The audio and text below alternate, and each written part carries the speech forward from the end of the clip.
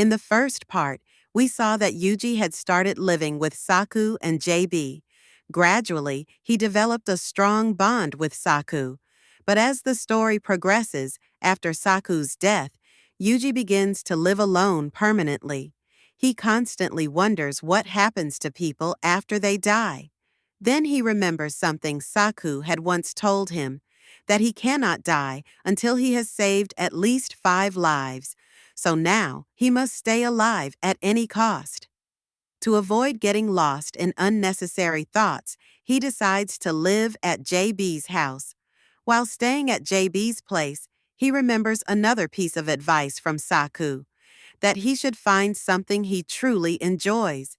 So, he goes on a trip to discover what excites him. During the trip, he decides that he wants to live his life to the fullest. When he returns home, he visits Saku's grave and tells her that he's enrolling in a regular school to live a normal life. Next, we see the school, Mihama Academy. Including Yuji, there are only 6 students in his class. The first person he meets is Sachi, the class monitor, who is usually dressed like a maid. She wants everyone to like her and so agrees to whatever others say. After Sachi, Yuji meets Amane. Then he meets Makina and Michiru. Lastly, he meets Yumiko, but instead of welcoming him, Yumiko attacks him. However, Yuji isn't hurt. A few weeks pass, and Yuji becomes good friends with everyone. Later, wanting to relax a bit, he plans a trip to his hometown. There, a childhood memory comes to him. He sees Sachi calling out to him. In reality, Sachi is the same girl with whom Yuji's sister, Kazuki, had once refused to play. After this, Yuji returns to school again. Yuji calls the girls to the classroom. When he enters, Sachi immediately covers the bomb. She just wanted to save everyone's life, but even after the timer runs out, the bomb doesn't explode. After that, Yuji privately tells Sachi that he was the one who planted the bomb. He had programmed it in such a way that it would automatically deactivate once the countdown ended. Yuji then tells Sachi that he had known for a long time that she was the same girl he used to play with in his childhood. He also tells her that he visited her hometown, where he met her uncle. Her uncle told him that Sachi's parents had passed away in an accident when she was a child. Then Sachi shares the rest of her story with Yuji. She says that when Yuji stopped coming to the park, she felt extremely lonely. Her parents didn't have time for her either, as they were always busy with work.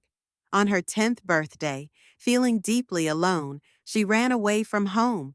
But while her parents were searching for her, they had a fatal accident. Sachi witnessed it all, and ever since, she blamed herself for their deaths. Thinking she had been selfish by not understanding her parents' situation. That's why she started doing everything for others, trying to be a good friend to everyone. But Yuji helps her understand that none of it was her fault. He tells her that it's okay to be a little selfish sometimes. Hearing Yuji's words makes Sachi feel better. Afterward, Yuji takes her to her family's factory, where they find a birthday present meant for her 10th birthday. Her parents had prepared it, taking time out of their busy schedule to surprise her. There, Sachi also finds a letter her parents had written for her. They get married, but receiving the letter made her very happy. After that, Yuji decides to confess his feelings to Amani. He tells her that he loves her very much and wants to stay with her forever. But upon hearing this, Amani starts crying. She had been wanting to tell him something for a long time. She reveals that his sister survived that accident. Amani knew his sister, and this shocks Yuji deeply. She also tells him that she was the only survivor of that incident. Then Amani gives Yuji a book she wrote after that incident. Yuji begins reading it. The story goes back 6 years. Kazuki and her classmates were returning from a camp in a bus when the bus fell into a ravine. After the fall, some of them survived. So they decided to stay there for the time being. On the first night, Kazuki and Amani became good friends. But as the days went on, a week passed, Many of them died of hunger, and those who were still alive were like zombies. Eventually, Amani and Kazuki made a plan to escape the forest, but one night they were stopped. This terrified Amani. Kazuki promised her that she would protect her. When necessary, Kazuki sacrificed herself to let Amani escape. A few days later, Amani somehow managed to make it out of the forest, but she kept having nightmares about everything that had happened.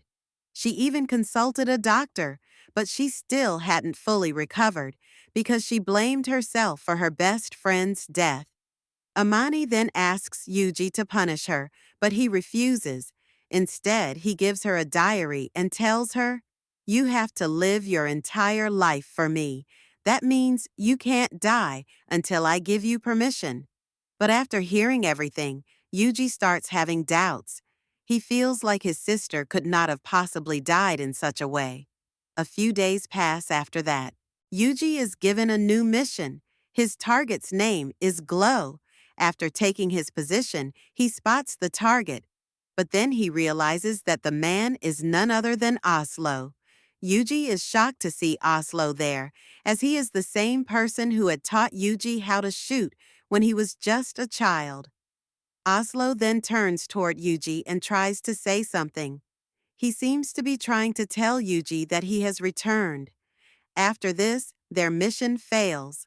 However, CIIS, the organization, obtains video footage clearly showing that Yuji had participated in the attack.